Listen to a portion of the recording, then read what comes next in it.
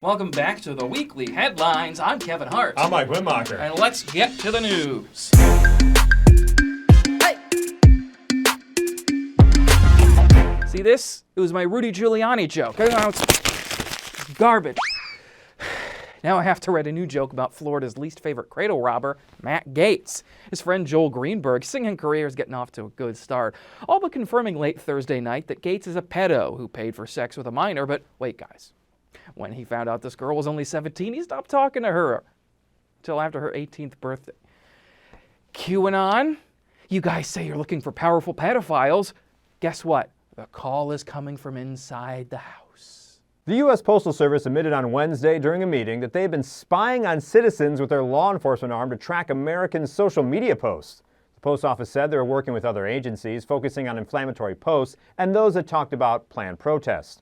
Now, this revelation has led to a change in the post office motto, which is now, neither rain, nor sleet, nor snow, no. Oh, hey, everybody, come look. Karen's got a new nacho recipe on Pinterest. Lots of stir on social media and throughout the community about Sheriff Jack Campbell's insistence on buying this giant tank for the Sangamon County Police Department. Why does he need this? I don't know. Does he think the tumbler from Batman is going to prevent people from stealing tip jars? Look. I have bought plenty of useless shit in my day, like a 16mm film projector, a Laserdisc player, The Amazing Spider-Man 2. But consider this.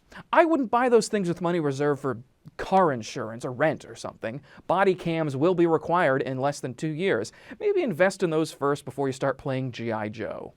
The old Parkway Point Cinemas has a new look on Springfield's west side, as it's now the city's newest recreational marijuana dispensary. Maribis, which already operates a dispensary in Grandview, has now opened its West Side store in the former AMC Parkway Point Theater. Maribis would eventually like to use some of the theater space to create a craft grow operation for specialty types of cannabis and potentially an on-site consumption lounge. Meanwhile, Alderman Uncle Joe McMiniman would like to keep the theater space to rent out and show Reefer Madness to show everyone what they're in for. Biden's first address to the joint session of some members of Congress was this past Wednesday. After the over an hour of standing ovation after every single sentence, well, the other side literally falls asleep, Senator Tim Scott gave the Republican response, and among the usual talking points, he said, America is not a racist country.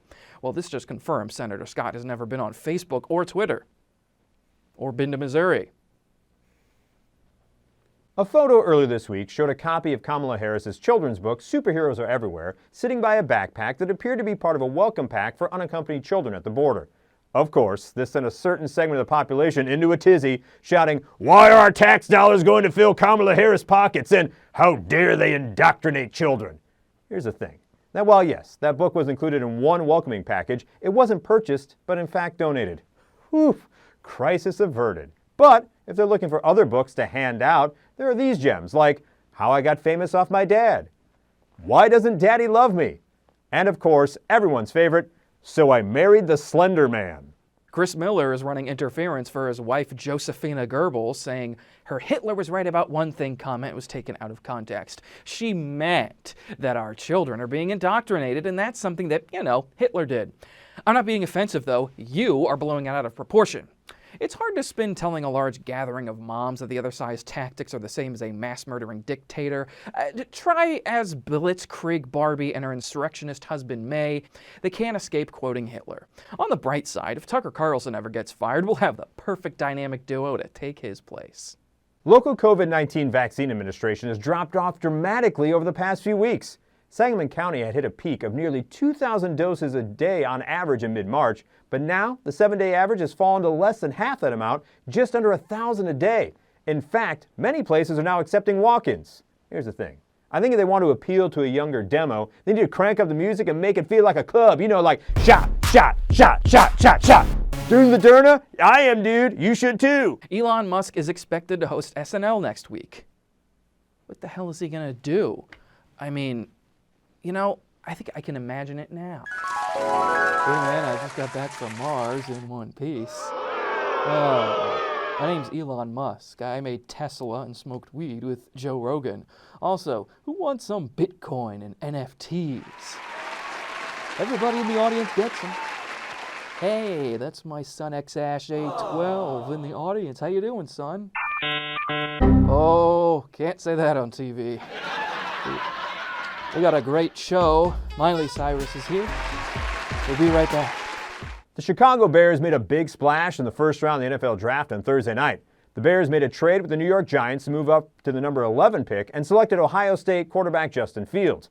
The Bears gave up the 20th and 164th pick in this year's draft and a first round and a fourth round pick in next year's draft to acquire Fields.